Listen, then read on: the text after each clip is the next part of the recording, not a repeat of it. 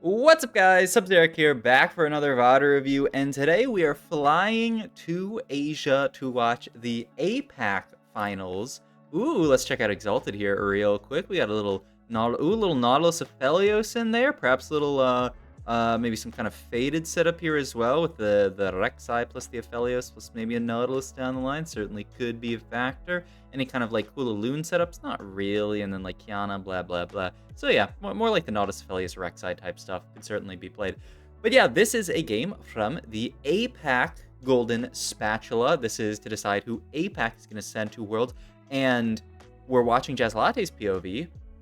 You could probably guess why, because Jazlatte is going to Worlds. If you haven't seen me VOD review this guy before, Jazlatte is a Taiwanese player. He plays on the Chinese server a lot, and he's one of the best. He's just one of the best in the world. I am afraid to have this guy be at Worlds, because every time I watch him, he is always really, really crazy, really, really consistent. He's doing stuff. He's just making very, very high quality plays in TFT very often, you know, trying lines that I wouldn't be that interested in. But he tries them and he makes them work. So I'm really, really excited to watch Mr. Jazlatte play this game here. He's already got potentially a duelist start here, and then holding on to this. Yeah, I like what we're holding on to with this opener. We're holding on to this duelist plus this potentially like heavenly stuff. And ooh, an opportunity to make 10 gold here. Do we make the 10 gold? Because we do have to sell off a lot of the other stuff here. I think you do make the 10 gold here. It's basically like sell, sell, sell, sell, sell. And the downside is you either have to pick between Yorick and the Malphite, and you probably pick the Yorick actually, because Yorick fits onto this board. So you sell everything but Yorick here and make 10 would be the idea. But we're gonna hold on to Ribbon Pair. All right, hold the line. Maybe I'm too much of a make 10 golder. It seems like every time I VOD review someone and I think about making 10 gold here, they don't make it. So maybe I'm crazy, but hey, I mean, that's why we do the VOD reviews, right? Okay, I'm sorry, my phone buzzed. That sounded like an email. I'm not, I just got off work. I'm not responding to an email. I mean, Caretakers is a good generic augment. You probably want to play around AD. I mean, I wouldn't, if we get Keepers here, I'm down to play Duelist. Duelist comp, I'm not that happy to angle towards in general. I would much rather, if I'm playing Duelist units, use them to play something else late game, like a Kane comp. So I'm not really interested in taking this because I want to angle AD, and this one, the support one that when it dies, it gives you 1 gold, is just not a very good augment in general. I'm surprised because the statistics, you know, don't seem too bad on it. But yeah, I mean, I would just look at potentially a Caretakers here. I think Caretakers very reasonable augment to take in this situation. Just good generic AD augment here. And yeah, it is going to be the Caretakers here. Pick up Teemo and Kobuko. Ooh, you already know what time it is. We held on to that Tristana because we were thinking about playing Fortune, and now we are sure that we're playing Fortune. So this will be a fun Fortune game out of Jazlatte. And boom, he's already going to team builder it. This is the Kaisa board that we want to play this game. We have Bow open for Last Whisper. We have Cloak open for a Gargoyle. So yeah, I mean, I'm loving it, honestly. It makes a lot of sense to play it from this spot. I will say, I was thinking about thought reviewing a faded game from Jazlatte, but then I saw that he like started the game with like a natural Kindred 2. So I was like, you know what, this game, among the games that we could VOD review, I think this one will be more interesting, more intrigue. He is cornering his units so that he can lose to this person who's playing Mythic on the board, because yeah, you got to be a little careful against, by the way, Tidal. This, if you just look around at this lobby, I haven't talked about that at all, but look at the people who are in this lobby. YBY1's in this lobby, Tidal's in this lobby, Bintium's in this lobby, Steppy is in this lobby. If you don't know, Steppy's very, very solid player on the Singapore server, who, yeah, I mean, I don't know that much about the Singapore server. All I know is that Disco TFT, also known as TFT Clips, who co-streams with us, plays on that server and speaks very, very highly of the server. And I mean, honestly, it makes sense if you look at the quality of player. And Steppy is another person who's going to Worlds. I believe Steppy went first overall, I think. Steppy, someone else is going to be at Worlds, so I guess we can evaluate that. And Worlds, by the way, only a few days away. It is coming Friday, Saturday, Sunday is going to be Worlds. If you're from NA, it's at kind of a horrible time zone. It's going to start at 4 a.m. Pacific time. I'm going to be up that early. I have to imagine it's just glove take here. I'm going to be up that early watching Worlds with the boys, doing our analysis, having a good time. Should be awesome, so go check it out on the co-stream. If you guys don't have the link to the co-stream at this point, then, like, I'm sorry. But it's twitch.tv/watanabe _Kai. if you didn't have it. But if you didn't have it, you've just not been looking at the descriptions of all the videos I've been putting out, which, like, I mean, fair, that's difficult. Look, I'm chilling here. Jazlatte's chilling here. He has to make sure he doesn't lose a fight. That's why he's cornering. This is the scariest person. Finally, we end up fighting Title himself, who also is going to be at World's Title, barely squeaked in with a first in the final game, which would have been really sick to watch, but I don't believe Title streamed, so couldn't pull up the VOD to that. If somebody has the VOD to that, if somebody knows where that VOD is, please send me the link to it, because that'd be an awesome game to VOD review. But Title also at Worlds, the former world champion, so really, really cool. 150 HP, some AD or some AP. We're gonna opt for the HP here. Interesting. I mean, it makes sense, right? HP scales with bruisers. The only other, you're never going to take AP here. The only question is, would you rather AD onto your Kai'Sa? And I guess his idea is that we're going to get enough AD onto Kai'Sa. I don't actually know what our tattoo is here. That's something worth checking for sure. But yeah, ooh, being really, really careful, because BBTY here also looking to potentially grief our streak here. Doesn't really go all the way in griefing it, so this is really, really good for us that we get to keep our 5 loss here, and we get to grief BBTY streak, and he only wins by 2 units. I mean, this is best case scenario. Interesting. I mean, yeah, I actually think you could hold the Yone here, but I think Jazlatte only has eyes for this Kai'Sa comp, which, I mean, makes sense. It is definitely, like, the best comp for you to play from this spot. But, yeah, interesting. Like, you could hold the Yone there and keep yourself open. Like, imagine our next shot we natural a Kayn or something. You could certainly play Kayn from this. And we saw somebody play Kayn from Fortune earlier in the North American tournament, at least. Ooh, another glove, very, very good for us, and a belt, not bad at all. No final component here, but I mean, we have full Last Whisper, half of IE, and then these other items are, in my opinion, like half Gargoyle, half Redemption, something like that. Ooh, we're even gonna pop this item. I'm actually surprised that we popped this here. I definitely would have waited a little bit, but it's looking like he wants to start slamming items to kill some units, though. I don't know if we're gonna kill a single unit, even with IELW slam. We are firing straight at an Alawi 2 here. This guy, Steppy, okay, I understand why this guy's so good. He's just a high roller. How is this his board? Is anyone balancing this guy? He's Alawi 2, Zyra 2, Garen 2, Shen 2, and I thought he went 6 and rolled, but I'm pretty sure he's 5 and didn't roll. Huh? I mean, this guy's just a high roller. That's why he's so good. I mean, that is an insane spot to be in. Augment here. Well, we're never taking this. I do think Harmesis is not bad to give your Kai'Sa a little bit of survivability, especially in this world where there's Lilias out there who are going to snipe you. So, you know, certainly something you can consider. This Augment the Silver Veil is actually not that bad either, I believe, statistically, even in comps like this. But I think I would lean Harmesis here. It looks like Jazlatte wants to lean it as well. Ooh, that's an interesting option as well. The Fine Vintage here. I don't completely love it, but I don't really love it from Fortune, because the idea is that you're going to get your cash out, and there's a good chance that you're not going to have time to sack a few rounds after cashing out. So I don't absolutely love it, but, you know, maybe that's an idea. Recon Bob, I don't think really does anything here. We don't have any 2-star units. So yeah, I would just take the Harm Assist here and be happy with it. He's going to reroll the Harm Assist, and ooh, this is spicy. The Recon Bob here. I mean, we do have 4 3 costs here. He held on to those 3 costs, so his Recon Bob is going to be 4 3 costs and a 2 cost here, so that he hits 4 costs. Wow, I kind of love it. I mean, you get 1 gold for each of these. I definitely would have picked Harm Assist here, but I mean, this is what I'm talking about, Jazlatte, these kind of crazy plays here, and he gets rewarded with it. He gets a Galio and a Silas here, so already he has his frontline sold. He also picks up this Ashe plus Alawi here, which I don't really expect him to play towards, but that is something that you can consider as well. And you can see his chat, they're spamming the 777s. I love that way of you know, chatting, where people just, I don't know. It's so cool to see how people in other regions chat, and the 777s for high roll, I think, is so cool. Pops this anvil here and makes a gargoyle here, just trying to save HP. I like it.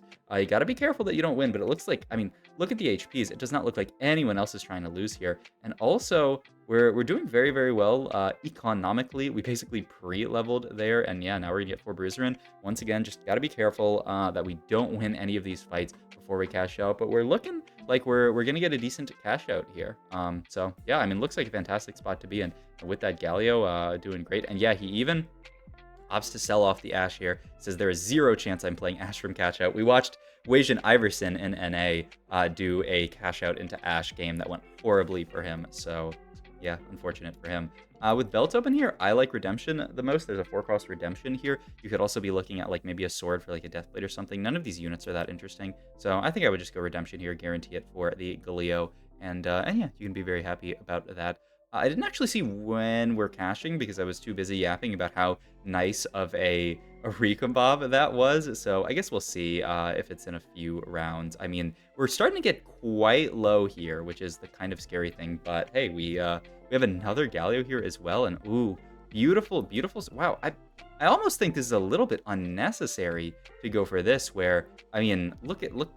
Are we really that afraid of beating title? We're certainly not going to win this fight. I mean, I think this must mean that we're cashing out here, right? Once again, I said, like, I didn't see when we were cashing out here, but this must mean we're cashing out here, and he just wants to 1,000,000% guarantee the loss, and this gets us to 51 stacks, which is another huge breakpoint. Yep, there's the cash out. 51 stack cash out. Let's see what we get here. Okay, this is the support Orn, and then component one, or the anvil one, which is, I mean, that's quite good for us here. Or did that component, that component came from us going 7, right? Yeah. I was gonna, wait, no. It didn't? Is that from the cash out? Yeah, I guess it is from the, no, I don't think this one includes a component. I think it's support, artifact, and then like some 4 costs or something, or some gold or something. I think this anvil, yeah, this anvil must have come from yeah, that's from our augment. Okay. So I mean, support and artifact really, really good. There are a lot of good tanky ones that you can get. I guess it's Manazane here. It's between Manazane and Diamond Hans. I mean, it'd be really, really sick if you took Blighting Jewel here. I don't expect it, but maybe. I think you just take Manazane here and you finish Kaisa items and you're happy with that.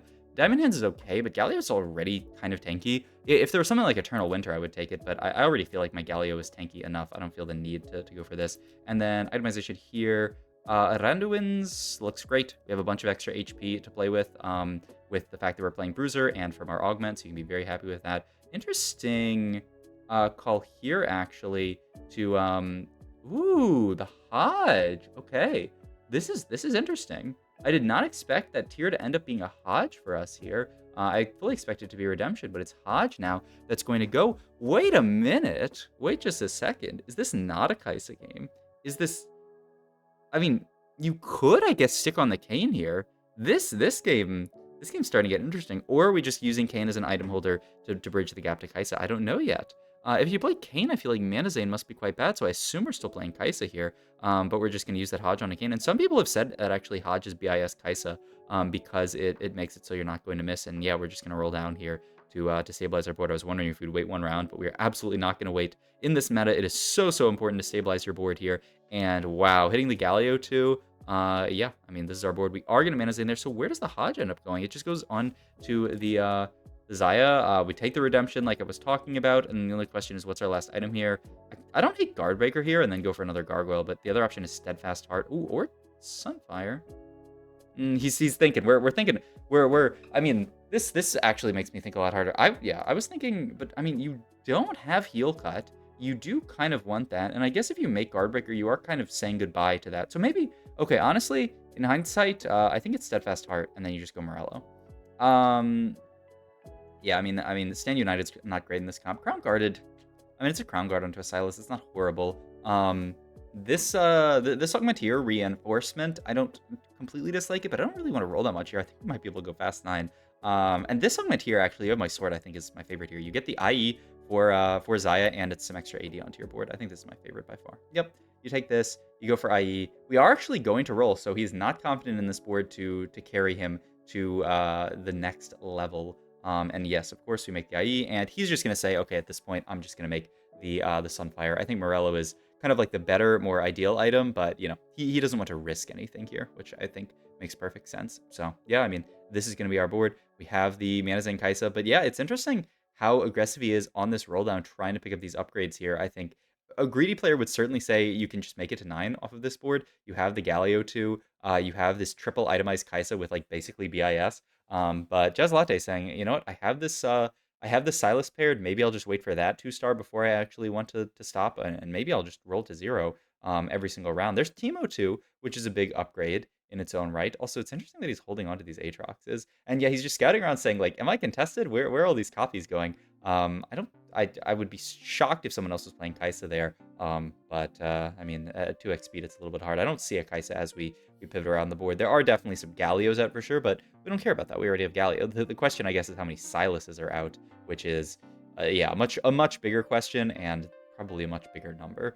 We do have Carousel coming up here. We could, I mean, say there's an Udyr here, just pick up an Udyr or two. Oh, it's all 3-cost Carousel? That's actually so sad. I mean, at this point, you just go for another Xayah item, like a bow item or a glove item, I guess. Or a sword item, I guess. I kind of wanted attack speed onto the Xayah, because we already have a lot of AD onto already from the IE, from the of my sword, but he wants even more. I guess maybe it's a Shojin. I've seen so much Shojin Xayah and this type of stuff happen recently, so maybe that's the angle that we're looking for here. Boom, there's the Silas 2, finally an upgrade, and now still I guess you have the question, is this 9-able? Or are you going to roll more for Kai'Sa? Ooh, nice positioning swap at the last second to make sure. I was going to say that he doesn't get Luxed, but where's the Lux? This certainly looks like anti-Lux positioning, but this guy's not playing Lux. Is anyone in the lobby playing Lux? I guess we'll see as the next couple of fights. And he's not thinking about selling the Udyrs, right? I mean, Udyrs are next in. You feel really, really good about playing that. So yeah, I don't think you sell the Udyrs here. I mean, if anything, maybe you sell one Udyr, but I would certainly not sell both. Just because I really want to be able to get this Udyr on level 9. And yeah, it looks like we are done rolling at this point. We have no pairs, really. I mean, Ribbon 2, sure. Sivir 2, sure. But, you know, those aren't big enough pairs that it makes a difference here. This guy, also not playing Lux, that they are playing a Lysandra on their board, which, I mean, unfortunate for them that they have to play Lysandra. They're playing Vertical Arcanist, though. And hey, I mean, it's Bintium, and he's pretty healthy. Maybe he top 4s with Vertical Arcanist, and we do end up selling these units in order to make 20 gold, which I like. Also, YBY going 8th. YBY, I think, went 5th overall in the tournament, which means he was very, very close to actually making it to Worlds, which is so sad. I would have loved to see YBY 1 at Worlds, but honestly, even this 8th might have, you know, like, done it for him. It's he had a few unfortunate games, it looked like. All right. Going to make gold by selling the Riven. I think that's fine. I mean, Riven 2, not the biggest deal. And the question is, what do you take here? Just Deathblade, I guess? Double IE, honestly? Probably Deathblade, right? This is a spot where I'd love to know what the maths say. I would imagine that Deathblade's better. He's going to go for the GS here. I don't completely hate it, but I don't love it. It might be fine. And I believe the statistics say that GS Xayah is pretty good. I've heard the take, oh, and there's finally this Lux that we've been positioning for this entire time. I've heard the take from a decent amount of people that, you know, like, Xayah is more of a backline damage-dealing unit, so you don't really care about the GS that much on her. But, like, honestly, let's fact-check it. Let us do a TFT fact-check here by pulling up by pulling up some stats. So let's go to comps. Let's pull up Kai'Sa here, and I just want to pull up... That was not Kai'Sa. How did I even pull that up? Kai'Sa here. Let's go to comps, let's go to Kai'Sa, let's go to Trickshot, and just look at items, and I want to look at Xayah items, specifically Giant Slayer. The stats, I love it. The stats do say Deathblade's a little bit better, and this is a spot where we already have a decent amount of extra AD from the U of my sword, so maybe that's his idea here. Okay, the stats still say that GS Kai'Sa is one of the best items that you can be building, though. So yeah, I think maybe it's a bait to say that GS isn't that amazing on Kai'Sa. But you know, interesting nonetheless. We finally get our level up here, and it's a tattoo of course was our tattoo. Not bad here. Ooh, little item swap coming around here. So the Mana Zane is going to go onto the Xayah here, and then we're basically going to swap over the Hodge to Kai'Sa and the Mana Zane over to Xayah. That's another one that we can certainly look at the stats for as well. I did just close it out, but I can pull it right back open here. Because that's kind of wild. Because I mean, I think Mana Zane is great on both. I think the stats might actually say that is better on Xayah. Yeah, the stats do say that it's better on Xayah. Just getting a few just guaranteed Mana Zane casts off, really, really high value. I'm a little bit afraid of doing this when we're about to roll at 9, because we might actually find a Xayah too quickly, but the idea, or a Kai'Sa too quickly. The idea is, though, that that you are going to very, very reasonably find, yeah, at least he has the extra Forger here, so he can, or the remover here, so we can, yep, just swap him right back. This is hilarious. But this is the one thing that I was gonna say. Ooh, really? Interesting. We popped off. I don't completely love this. So we popped off an item so that we could put the Deathblade onto Kaisa, which is obviously stronger right now. The problem is in 3 rounds, this Deathblade's going to disappear. We don't have another remover, right? This is interesting, though. I have to think more on this. There is a Morello to guarantee some extra heal cut. It's also on an Udyr, which would be really, really nice. He's just going to take Ionic Spark instead. Yeah, I think I like Spark a lot here. It's a solid Udyr item. I mean, Hodge, yes, decent on Udyr here. So, like, that's certainly the idea. I'm just really afraid of, okay, so what happens in 2 more rounds when this Deathblade disappears? I guess, I mean, he knows that we have Dragon in 2 rounds, so the idea is that once we get through those 2 rounds, we're just going to take the item off Dragon and then use that for Xayah item. I mean, as long as there's a reasonable Xayah item, yeah, Kaisa item, as long as there's a reasonable Kaisa item, it works. Okay.